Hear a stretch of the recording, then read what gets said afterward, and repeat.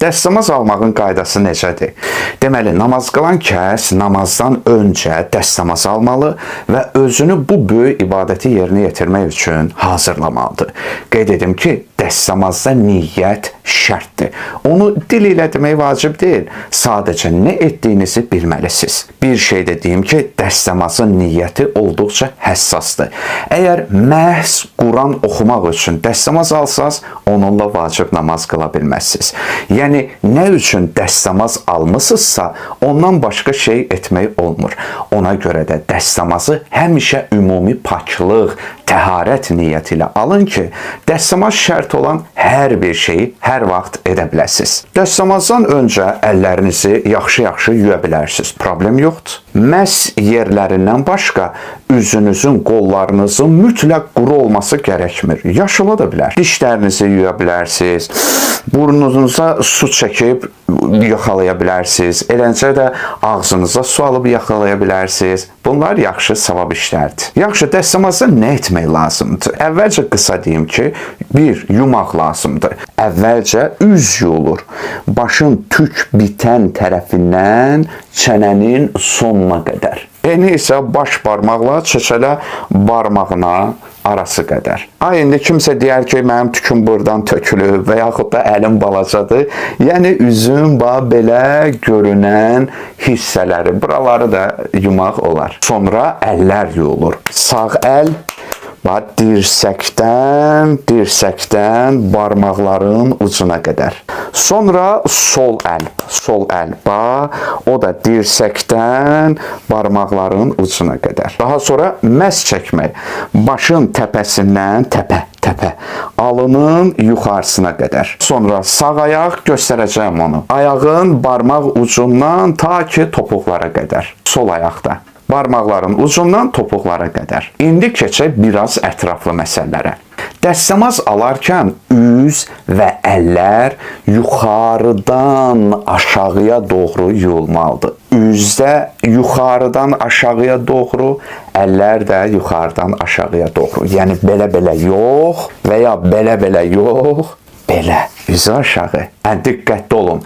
Dəstəmaz üzvlərini yuyarkən birinci dəfə vacib, ikinci dəfə icazəlidir. Yəni, bir dəfə tam yuya da bilərsiniz, ikinci dəfədə. Üç yox ha, 2 dəfə. Yaxşı, yumaq deyərkən nə nəzərdə tutulur? Yumaq sadəcə belə suyun axması deyil, əksinə tam şəkildə yumaqdır. Yəni, sən bir dəfə dəstəmaz niyyəti ilə bütün üzü ya əlləri yumalısan. İkinci dəfə də o cür. Diqqət edin, yəni suyu neçə dəfə tökməyin məhdud sayı yoxdur. Bəziləri elə bilir ki, ovcuma su alım, bir dəfə töküm, bu bir sayılır. Yox, lap 35 dəfə də suyu əlimə götürüb tökə bilərəm. Və yaxud da krantın altına çəkə də bilərəm. Əsas məqsəd bir dəfə tam yumaqdır. Tam.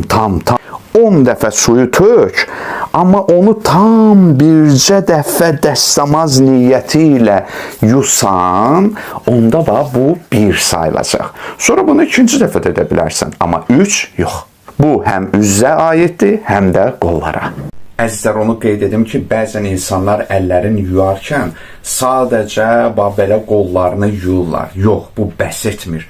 Gərək yuyarkən bunları necə ki, yaxşı yuyursan, bax, əlləri belə, barmaqları da tam şəkildə belə yumaq lazımdır. İstər sağ əldə, istər isə sol əldə də belə yumaq lazımdır. Yəni, belə yox ha, sadəcə əlin üstünü, altını yox ha, daha sonra barmaqları da yumaq lazımdır ki, bunlar tam əl sayılsın. Yaxşı, başa necə məs çəkək? Məs çəkilən yer başın 4 tərəfindən biridir ki, alnın yuxarısıdır. Məs adətən sol əlin suyu ilə çəkilir. Bax, burada da bir çoxu səhv edir. Məsələn, sol əli tam yuyurlar, daha sonra suyu bağlayırlar və başlarına məs çəkirlər. Halbuki, başın məsinin suyu sol əllə olmalıdır. O krantın o başındakı o suyla yox. Əgər suyun israf olmasını istəmirsinizsə, onda ovcunuza su götürün, daha sonra suyun o başını basın və ya bağlayın, ondan sonra suyu tökün qolunuza və və tam yuyun. Ondan sonra bax bunun suyu ilə əldəki o su ilə başa məs çəkin. Məsin o vacib miqdarı hər nə qədər olsa bəs edir. Eni 3 barmaq, uzunluğu 1 barmaq qədər olsa da bəs edir. Lazım deyil ki, məhz başın məhz dərisinə çatsın. Bəlkə başın ön hissəsinin tüklərinə də çatsa bəsdir. Əzizlər, saç üzə tökülərsə, deyək ki, çolka gəlib bura qədər çatıb. Məhsi bura qədər çəkmirlər ha. Məhz dediyim kimi, başın burasına qədər çəkilir. Ayağa da məhz çəkilərkən onun üstünə çəkilməlidir. Yaxşı olar ki, ovucla belə çəkəsiz. Parmaqların ucundan, yəni ki, ayağın o dırnaq çıxan yeri var, burasından tutasınız, belə, ta ki, o kənarda da topuqlar var, belə çəkəsiz. Diqqət edək ki, sağ ayağa məhz sol ayaqdan öncə çəkilir. Birinci sağ ayaq, sonra sol. Sağ əllə sağ ayağa, sol əllə də sol ayağa məhz çəksəz, bəsdir.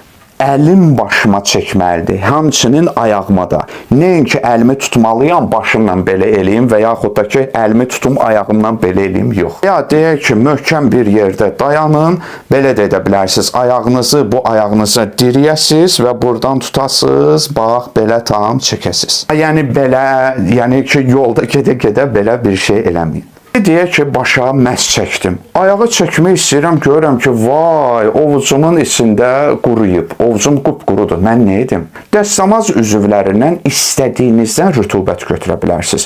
Məsələn, üzünüzü kişilər yuyub, saqqallarında biraz su qalıb. Təzədən başıma məhz çəkdim, baxdım, gördüm ki, əlim qurudur.